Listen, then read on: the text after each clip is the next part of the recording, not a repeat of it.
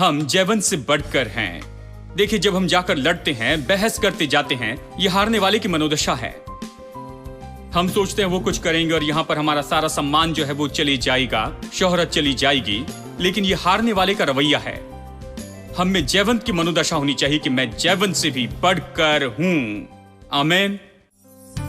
I love you, I love you, I love you, Lord, today, because you cared for me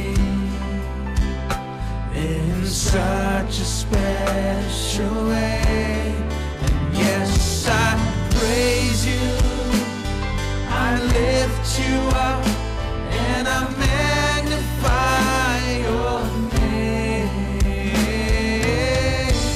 That is why my heart is filled with praise. My heart, my mind, my soul belongs to you. You paid the prices for me way back on Calvary. And yes, I praise you, I lift you up, and I magnify your name.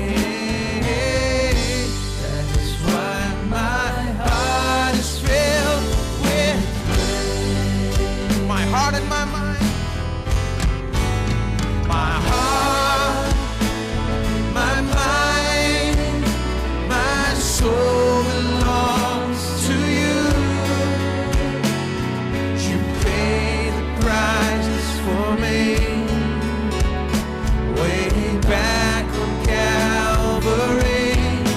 And yes, I praise you, I lift you up, and I magnify your name. That's why my heart is filled. Just one more time. My heart. Oh, my heart, my mind, my soul belongs to you. You paid the prices for me way back on Calvary. Yes, I praise you, I lift you up, and I magnify your name. That's why my heart is filled with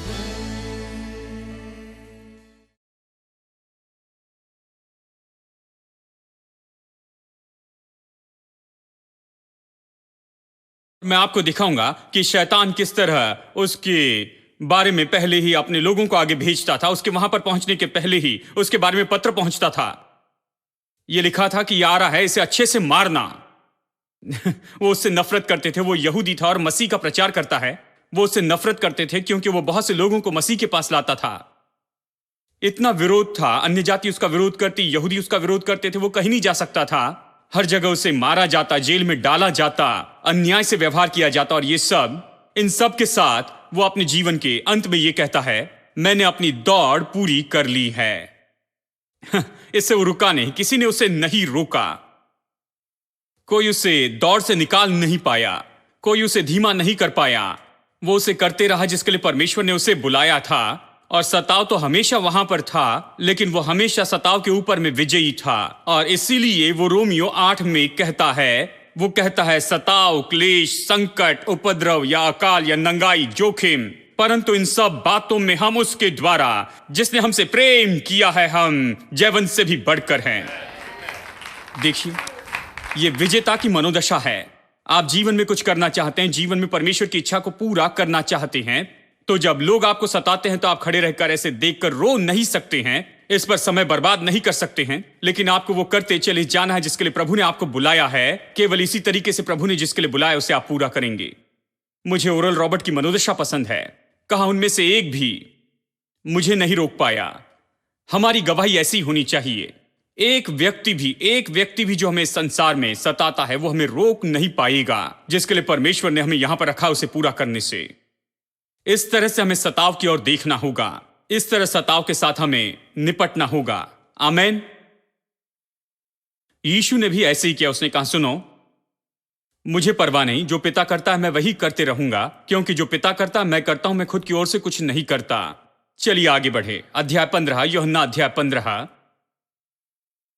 अध्याय 15 वचन 16 से 20। तुमने मुझे नहीं चुना, परंतु मैंने तुम्हें चुना है और तुम्हें नियुक्त किया है कि तुम जाकर फल लाओ और तुम्हारा फल बना रहे, और तुम मेरे नाम से जो कुछ पिता से मांगो वो तुम्हें दे। इन बातों की आज्ञा मैं तुम्हें इसलिए देता हूं कि तुम एक दूसरे से प्रेम रखो। यदि संसार तुमसे बैर रखता है तो तुम जानते हो कि उसने तुमसे पहले मुझसे बैर रखा। कहता है, जब संसार तुमसे नफरत करे तो न चौंके। हां, चार्ल्स स्पर्जन ने कहा, यदि सड़क पर प्रचार कर रहे हैं कोई थप्पड़ मारे तो चौंक मत जाना, इसकी तो अपेक्षा करनी चाहिए। यह सही व्यवहार होता है। उसने कहा उन्होंने मुझसे नफरत की तुमसे नफरत करने के पहले। यदि तुम संसार के होते तो संसार अपनों से प्रेम रखता। अगर आप संसार के भाग हैं तो आपसे प्रेम रखेगा, परंतु तुम संसार के नहीं। कितने लोग खुश हैं कि आप संसार के नहीं। आप इस संसार में हैं लेकिन इस संसार के नहीं हैं। इस कारण तुम संसार के नहीं, वरन मैंने तुम्हें संसार में से चुन लिया है, इसीलिए संसार तुमसे बैर रखता है। कितना अद्भुत कारण देता है। फिर कहता है, जो बातें मैंने तुमसे कही थी याद रखना। दास अपने स्वामी से बड़ा नहीं होता। यदि उन्होंने मुझे सताया तो तुम्हें भी सताएंगे, यदि उन्होंने मेरी बात मानी तो तुम्हारी भी मानेंगे। वो कहता है, याद रखो, यदि मुझे सताया तो वो तुम्हें भी सताएंगे, यदि नहीं सताएंगे तो चौंक जाना।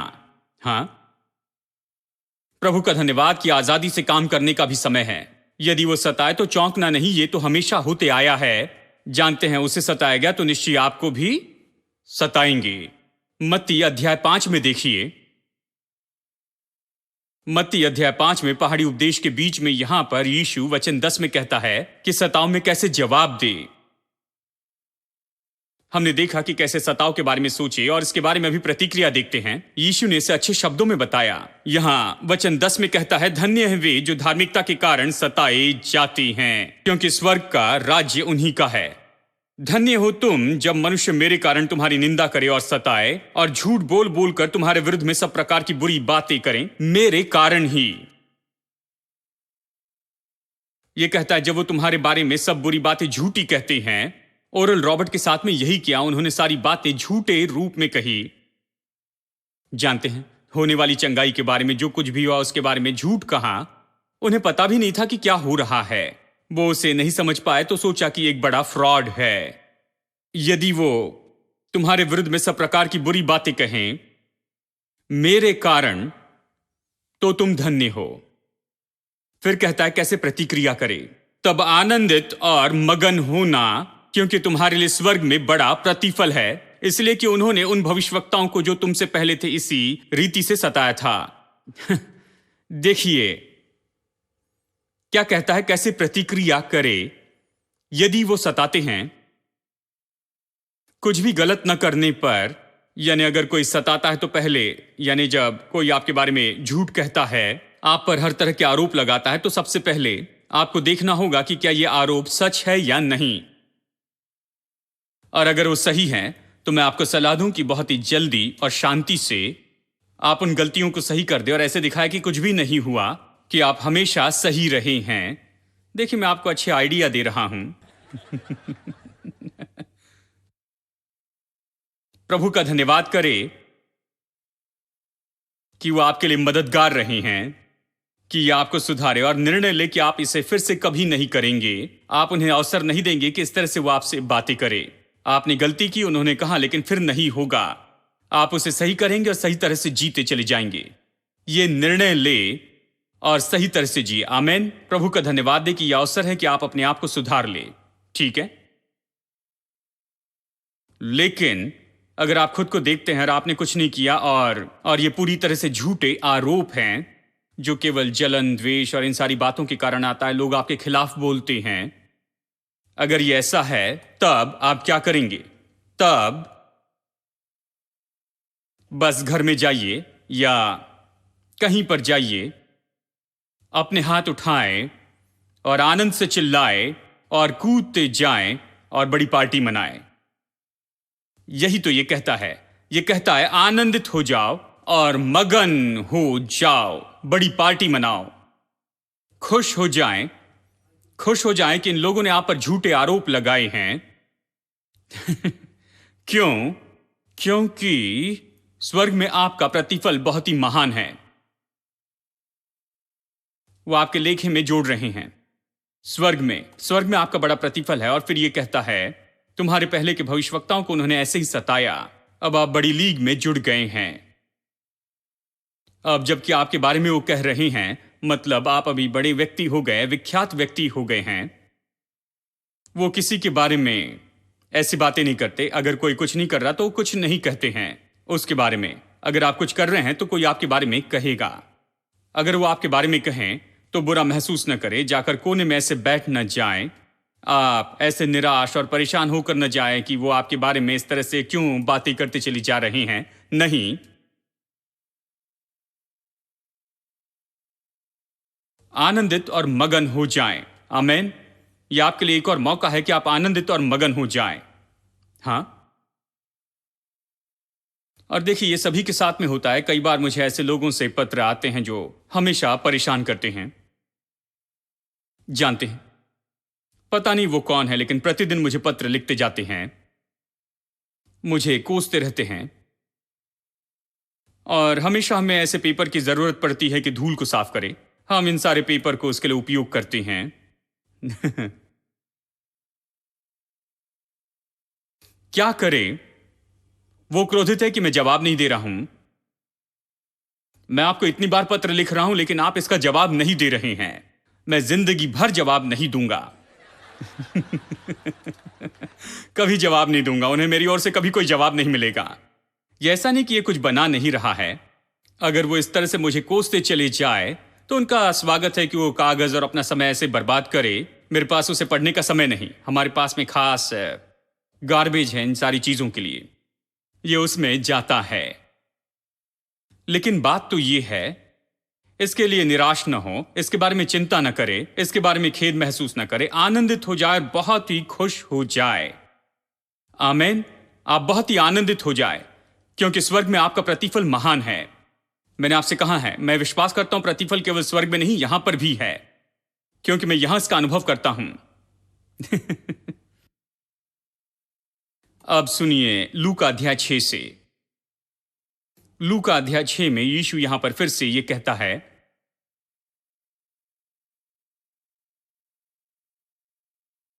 लूका अध्याय 6 वचन 22 और 23।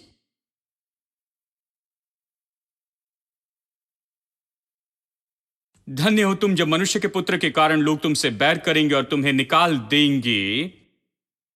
इसका मतलब क्या है? आपको निकाल देंगे मतलब अपने क्लब से वो आपको बाहर कर देते हैं, अपने एसोसिएशन से वो आपको निकाल देते हैं, कई बार अपने चर्च से, हेलो,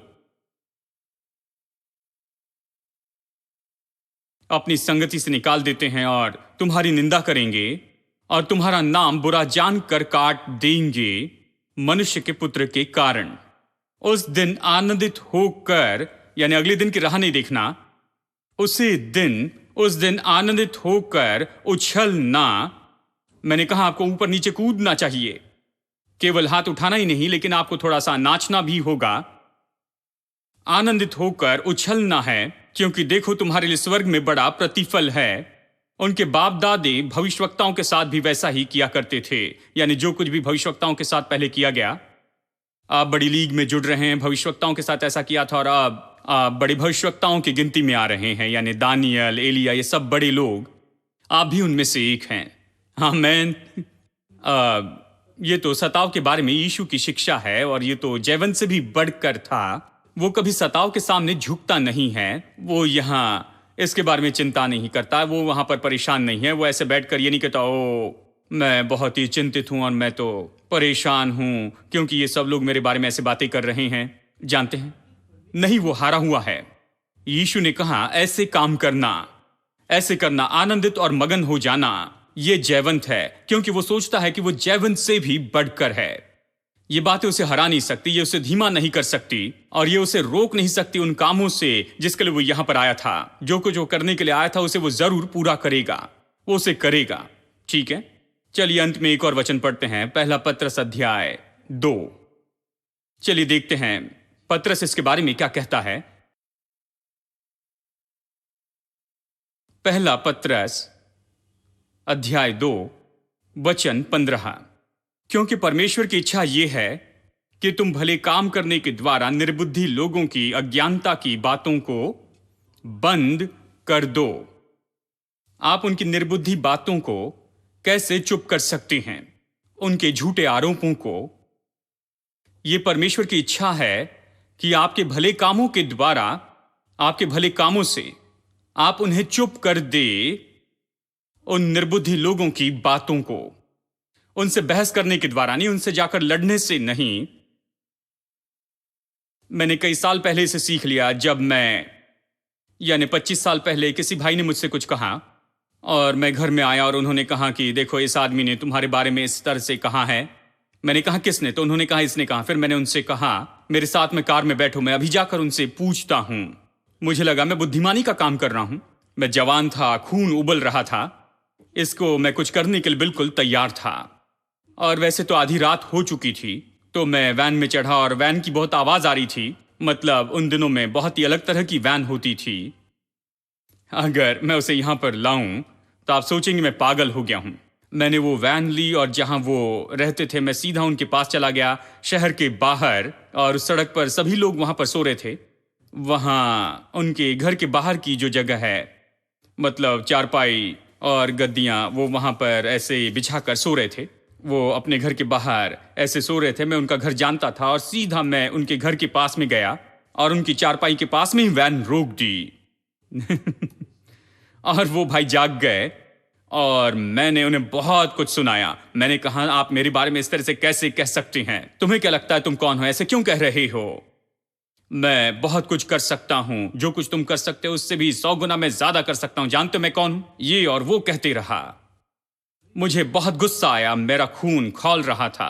कितने लोगों को लगता है कि मेरा खून भी खौलता है? और ये तो पूरा शारीरिकता से भरा था और मुझे उस समय पता नहीं था। मैं सोचता था ये करना बिल्कुल सही है, मैं स्वर्ग से आग बरसा दूंगा। जानते हैं, उस भाई को भस्म कर दूंगा। उन्होंने बहुत कुछ गलत कहा था और ये पूरी तरह से झूठ था। मुझे बहुत गुस्सा आया और मैं उन पर बहुत चिल्लाया, जानते हैं। और पूरी सड़क के लोग वहां पर जाग गए और सब देख रहे थे कि यहां पर क्या हो रहा है। और फिर मैं घर में वापस आया। मैं चैन से सो नहीं पाया, मैं बस केवल इसके बारे में सोच रहा था। मैंने सोचा इस मूर्ख के साथ समय बर्बाद किया, क्योंकि यह कभी बदलने वाला नहीं है। मेरे चिल्लाने से वो बदलने वाला नहीं है। और फिर बाद में मुझे पता चला कि अगले दिन वो उठे और सबके पास जाकर कहने लगे कि रात को आकर मैंने बड़ा हंगामा मचाया, पूरी सड़क को जगा दिया और उन पर मैंने बहुत चिल्लाया। और ये कितना गलत था। ये नहीं बताया कि उन्होंने क्या गलत किया था, लेकिन ये बताया कि मैंने क्या किया। तो और भी अफवाहें और भी बातें फैलती गई। और इस समय वो बता रहे थे कि आधी रात को मैंने उनके घर में आकर क्या हंगामा मचाया। और उस समय मुझे पहला पत्रस अध्याय 2 वचन 15 पता नहीं था। और फिर मैंने जाना कि यह परमेश्वर की इच्छा नहीं है कि मैं जाकर उसके साथ में लड़ते बैठ जाऊं, कि उसे सही करूं और उसे चुप बैठाऊं, क्योंकि मैं उसे कभी भी किसी भी तरीके से शांत नहीं कर सकता हूं। मुझे उन्हें चुप करना है। बस ऐसा करने से, पहले से भी बेहतर होने से, अच्छा काम करने से, बहुत अच्छा होने से, पहले से भी बेहतर होने से, और जो भी कर रहा हूं उसमें सफल होने से, एक अच्छा व्यक्ति होने के द्वारा, और मैं अपने कामों को बिल्कुल सही तरीके से करते चले जाऊं, इस तरह से कि कोई भी मुझ पर दोष न लगाए, और फिर तब ये उसे चुप करेगा। और उस दिन मैंने ये सीखा कि ये परमेश्वर की इच्छा है कि हम निश्चय उन सारे मुंह को बंद कर दे जो हमारे विरुद्ध में कहते हैं, हमारे भले कामों के द्वारा, हमारे अच्छे बहस के द्वारा नहीं। मैं आपको बताऊं, मैं बहस करने में बहुत अच्छा हूं। जानते हैं, मैं बहस कर सकता हूं, मैं प्रचारक हूं, मैं बातें करता हूं, शब्द बहते हैं। चाहे मैं प्रचार कर रहा हूं या और कहीं रहूं। लेकिन यह परमेश्वर की इच्छा नहीं है। परमेश्वर की इच्छा है कि मेरे अच्छे कामों के द्वारा मैं उन्हें चुप करते चले जाऊं। ये मूर्ख बातों को, बेकार की बातों को, और उसकी जो मूर्खता है उसके सारे काम मेरे भले कामों के द्वारा ही चुप हो जाएंगे। और मैंने आपको बताऊं, उस दिन मैंने निर्णय लिया, मुझे खेद हुआ कि मैंने ऐसे किया और मैंने परमेश्वर से क्षमा मांग ली। कहा प्रभु मैं इसे फिर कभी नहीं करूंगा, और फिर से कभी नहीं किया। और उस दिन मैंने सीख लिया कि ये काम नहीं करेगा, मैं परमेश्वर की इच्छा से काम करूंगा और इसे चुप करूंगा। और 25 साल के बाद में आप पूछिए कि वो आदमी अभी इस समय कहां पर है। पता नहीं, शायद पुलिस को पूछना पड़ेगा, क्योंकि मुझे पता नहीं कि वो कहां पर है, लेकिन मैं यहां हूं और मैं अच्छा काम कर रहा हूं प्रभु के अनुग्रह से। वो अपनी बेकार की बातों से मुझे नहीं रोक पाया, उसकी मूर्खता के द्वारा और सारे आरोप लगाने के द्वारा, और वो सारी झूठी बातें जो उन्होंने मेरे बारे में कही थी, वो कुछ नहीं कर पाया। मैंने सोचा ये बहुत बड़ा नुकसान करेगा, लेकिन वो कोई नुकसान नहीं कर पाया। मैं अभी भी यहां पर परमेश्वर के अनुग्रह से हूं। मुझे पता नहीं कि वो आदमी अभी समय कहां पर है, और उसे ढूंढने के लिए हमें बहुत मुश्किल होगी, क्योंकि शायद उन्होंने उस अवसर को नहीं लिया कि वो खुद को सही कर दे, वो अपने कामों में बने रहें। लेकिन मैंने सीखा, ये परमेश्वर की इच्छा है कि मैं उन्हें चुप कर दूं। उन लोगों को मेरे भले कामों के द्वारा मैं उन्हें चुप करता हूं। अच्छे जीवन और सेवकाई और अच्छे कामों के द्वारा मैं उन्हें चुप कर दूंगा। अगर इस साल उन्हें चुप नहीं कर पाया तो अगले साल चुप हो जाएंगे। अगर वो अगले साल चुप नहीं हुए तो कुछ लोग डटे हुए होते हैं, वो 10-15 साल ऐसे ही करते चले जाते हैं। लेकिन मैं आपको बताऊं, मैं तो भले काम करते चले जाऊंगा जब तक कि वो खुद चुप ना हो जाएं। अब 25 साल बीत गए हैं, सब कुछ भुला दिया गया है, लेकिन एक बात मैं जानता हूं, ये बात अभी वहां पर नहीं है। ये सब कुछ चुप हो गया पूरी तरह से। आमेन। हम जयवंत से बढ़कर हैं। देखिए, जब हम जाकर लड़ते हैं, बहस करते जाते हैं, यह हारने वाले की मनोदशा है। हम सोचते हैं वो कुछ करेंगे और यहां पर हमारा सारा सम्मान जो है वो चली जाएगा, शोहरत चली जाएगी, लेकिन यह हारने वाले का रवैया है। हम में जयवंत की मनोदशा होनी चाहिए कि मैं जयवंत से भी बढ़कर हूं। आमेन। The Lord is my light and the rock of my salvation. Whom shall I fear? Whom shall I fear? The Lord is my light and the rock of my salvation. Whom shall I be afraid? The Lord is my light and the rock of my salvation. Whom shall I fear? Whom shall I fear? The Lord is my light and the rock of my salvation. Oh, whom shall I fear? Everybody, the Lord is my light. The Lord is my light and the rock of my salvation. Whom shall I fear? Whom shall I fear? The Lord is my light and the rock of my salvation. Of whom shall I be afraid? I offer up to you a sacrifice. I will sing praise unto your name. For you have conquered all my enemies. You are the God of my salvation.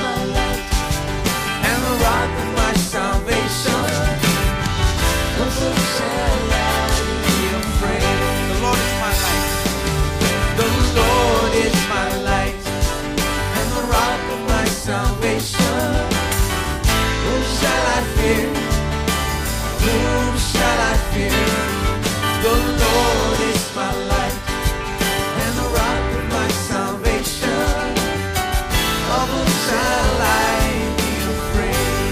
I offer up to you.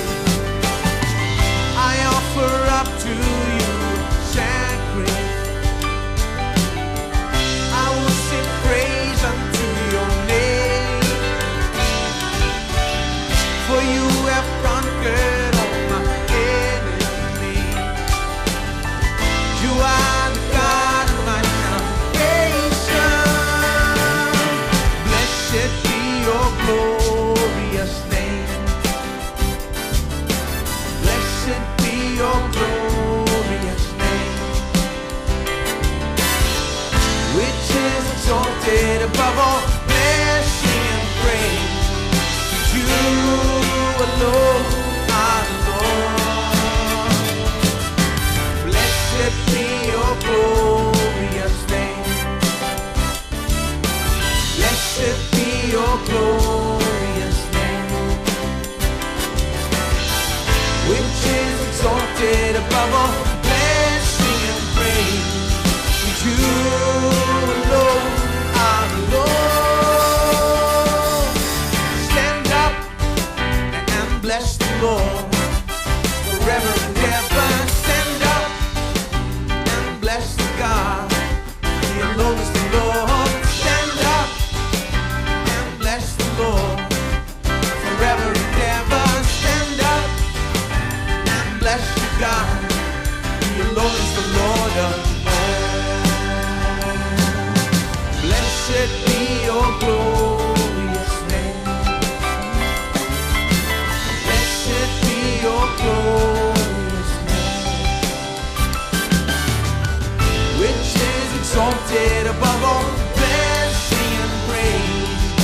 You alone are the Lord. Oh, blessed be your glorious name. Blessed be your glorious name, which is exalted above all